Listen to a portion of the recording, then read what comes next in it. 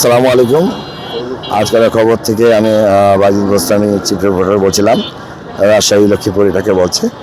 দর্শকবৃন্দু, পথচারী আমার এক ভাই অনুরোধ করলো কিছু কিছু আপনাদেরকে মেসেজ দিতে কিংবা সরকারের কাছে এই কথাগুলো যেন যায়, তার জন্য আমাকে রিকোয়েস্ট করা হয়েছে। দর্শকবৃন্দু, তার সাক্ষাৎকার এখন নিচ্ছে, আমাদের সাথে সঙ্গে থাকুন, সংবাদটা দেখুন। আসসালামু আলাইকুম। আমি একটা সরকারি চাকরিজীবী লোক। তো প্রায় রাজশাহীতে প্রায় ক্লিনিক আছে।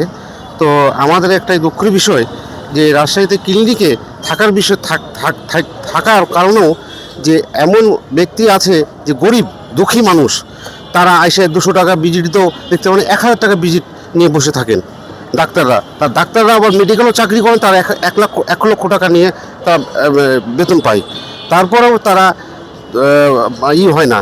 তো আমাদের একটাই যে আবেদন যে আমরা সব এই যে গরিব দুঃখী যারা আছে তাদের জন্যে যে 200 টাকা ভিজিট বা এরকম বিষয় কিছু ক্লিনিকে কিছু নেওয়া হোক, সেজন্যই। আর একটা বিষয় যে আপনারা আমার কাছে সরকারের কাছে আবেদন যে বিষয় হলো কি যে এই যে প্রতিটা গরিব দুঃখীর জন্যে আপনারা সবাই একত্র হন, মানুষের জন্য একত্র হয়ে আপনারা প্রতিটা গাড়ি প্রতি 10 টাকা করে তুলেন, দেখেন কত টাকা থাকে। সরকারি চাকরিজীবীদের কাছে 10 টাকা করে নেন, তাহলে কত টাকা থাকে। তাহলে আপনাদের টাকা আপনাদের কাছে থাকবে। দেখেন লঞ্চে করেন বা বাসে করেন, কেন টাকা থাকবে না? টাকা আমাদের ঘরে থাকবে। কিন্তু আমরা আজকে ভুগছি কেন? আজকে গরিব দুঃখী ভুগছে কেন? বাড়ি ঘর নাই, তারা থাকার জায়গা পেছে না কেন? সরকারের কাছে একটা আবেদন, আপনারা আসেন সবাই মিলে একত্র হয়ে আমরা সবাই মিলে ঝাঁপিয়ে পড়ি।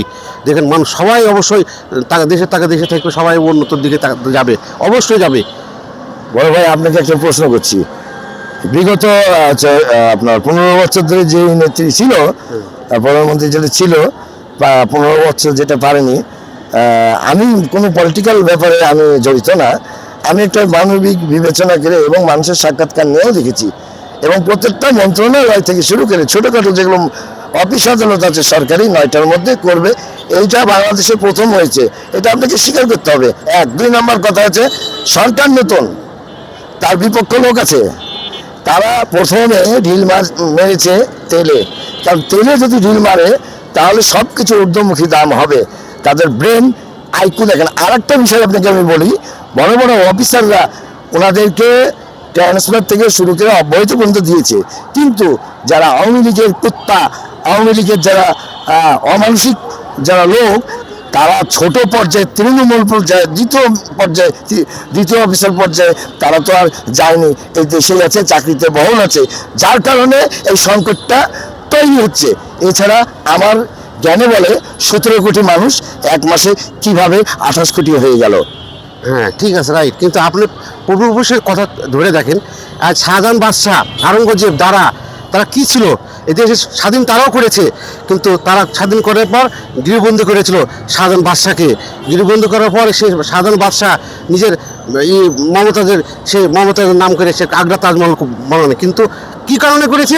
গোটা বিশ্ব বাংলা বিহার উড়িষ্যা সব ছিল, কিন্তু আমাদের জন্য আজ মুসলমান সব রাষ্ট্র বাংলা বিহার উড়িষ্যার জন্য আজ আপনারা চিন্তা করছেন দলীয় ব্যাপার, কিন্তু দলীয় চিন্তা করলে হবে না, সবার মাথাতে একত্রভাবে আসতে হবে।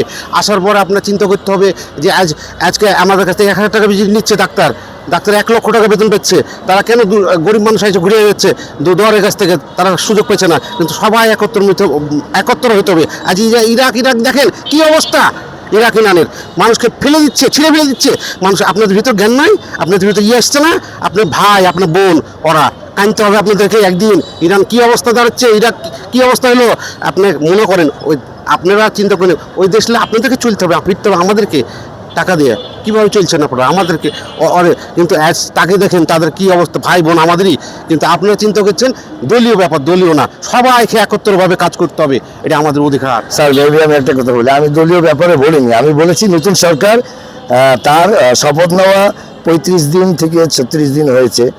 হ্যাঁ, সেই সরকার যে উদ্যোগগুলো নিয়েছে, বিগত যে 15 বছর সরকার থেকে গেল তা 15 বছরে করতে পারেনি, আমি সেই কথাটা বলেছি। যেটা ভালো সেটা ভালো বলবোই, কিন্তু এই নতুন সরকারকে আপনারা যদি 2-5 বছর সময় দেন, তাহলে 1 মাসের মাথাতে যে ডেভেলপটা দেখতে পাচ্ছেন একটু হলেও তার চেয়ে আরো বেশি হবে, এটা আমরা আশা রাখি। আমি কোনো দলীয় বিষয়ে আমি প্রেস না, আমরা সাংবাদিক সবসময় মধ্যমস্থ থাকতে চাই। যারা ভালো কাজ করবে তাদেরকে ভালো বলবো, যারা খারাপ কাজ করবে তাদেরকে খারাপ বলবো, এটাই আমাদের নিয়ম। ধন্যবাদ দর্শক বন্ধু আমার এই আপনার ভিডিওটি দেখার জন্য। আজকের খবর থেকে চিফ রিপোর্টার বাইজিদ বোস্তামি, ও ছিলাম লক্ষ্মীপুর। ধন্যবাদ।